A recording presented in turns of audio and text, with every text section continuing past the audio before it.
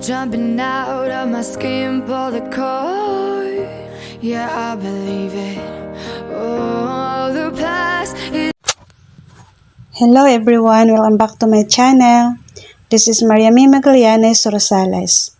So ngayon guys, ituturo ko po sa inyo ngayon kung paano ma-close yung duplicate account nyo. So sobrang dali lang po. I-click lang po natin itong nasa taas. So ito, click natin. Then hahanapin natin ang help. So click natin yung help. Dahil dalawa kasi yung account ko, so na-duplicate. So, hindi ma-open yung luma kong Maya. So, sayang naman kasi may card na ko doon. So, itong ginawa ko. So, i-type lang natin ang duplicate account. Duplicate account. So, wait lang natin.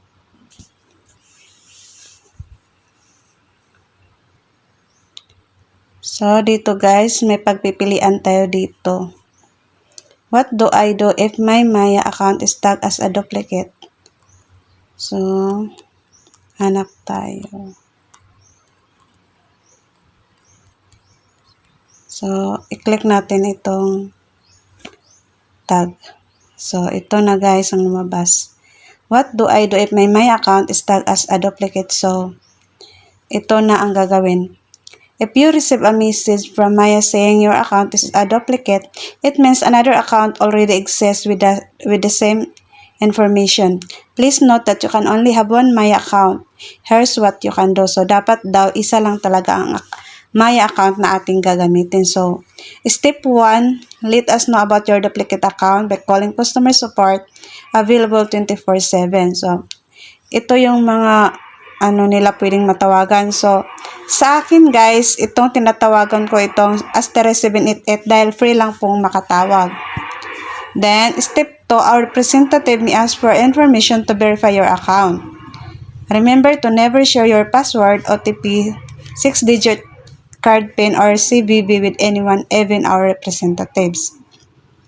So, step 3, once verified, it will take 48 hours to review and remove the duplicate account. You may be asked by our representative which account you'd like to keep. So, papipiliin ka kung ano ang gagamitin mong account, yung luma ba or bago. So, yung sa akin guys is pinili ko yung luma dahil may physical card na ako doon. Sayang naman. When having your duplicate account fixed, take note that all pending rewards and cashback from your old number will be forfeited.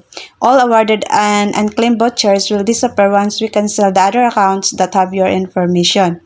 If your concern is not resolved in 48 hours, contact us here. So, sabi sa akin ng representative ay 2 business days para maisara na ang account. So, maghihintay na lang ako ng 2 araw para magagamit ko na yung luma ko at ma-close na itong bago kong Maya account. So, yun lang guys. Sana may natutunan kayo ngayong araw. Please like, share, comment, and subscribe to my channel. And then, please hit the notification bell para updated po kayo sa bago kong video. Thanks guys for watching. God bless you all.